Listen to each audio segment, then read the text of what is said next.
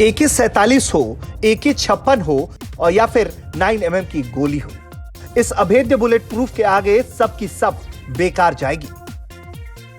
DRDO की देखरेख में तैयार हो रहा एक अभेद्य सुरक्षा कवच, जिसके आगे दुश्मन का हर वार बेकार हो जाएगा और सुरक्षा बल सीना तानकर दुश्मन को ढेर कर पाएंगे।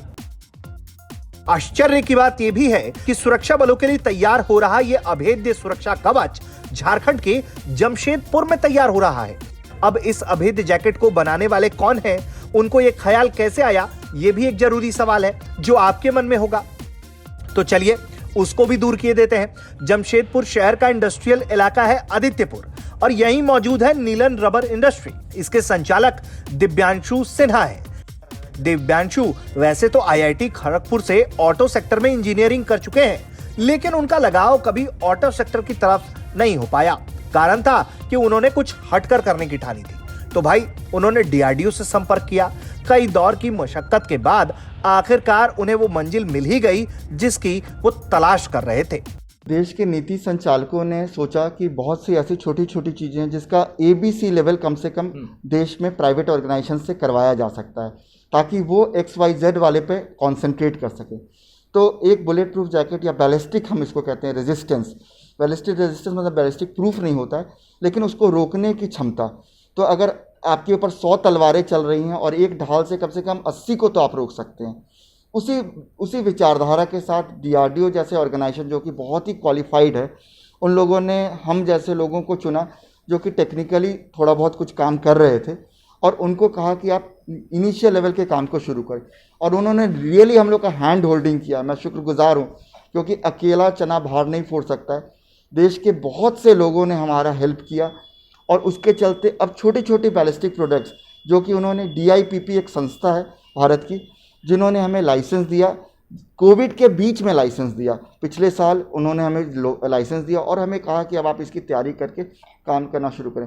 इसके लिए विगत 2-3 सालों से हम लगातार लगे हुए हैं, इनफैक्ट उससे ज़्यादा कुछ दिनों से लगे हुए हैं। कोशिशें जारी थी, लेकिन जब देश को भरोसा हुआ कि इनिशियल लेवल का काम अब देश के कई हिस्सों में शुरू हो सकता है, तो इन आइटम्स को अब देश के लिए ओपन कर दिया गया। डीआरडीओ ने इनको लेवल 1, 2, 3, 4 पर काम करने को कहा है। इन्हें लगातार गाइडेंस भी मिल रहा है। यहां जिन 4 लेवल की बात हो रही है वो 9mm, AK-47, AK-56 और 7.62 की गोली के वार को रोकने के लिए बुलेट प्रूफ जैकेट और हेलमेट की हो रही है और उसके निर्माण का काम यहां तेजी से चल रहा है।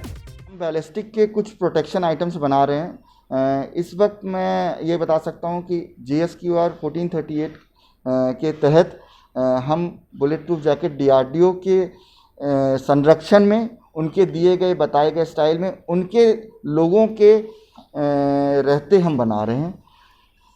और उसके अलावा हम लोगों ने एक बुलेट रेजिस्टेंट हेलमेट पे काम किया है। कुछ और आइटम्स पे हम काम कर रहे हैं, बट अभी वो बहुत ही इनिशियल स्टेज है, बताना सही नहीं होगा।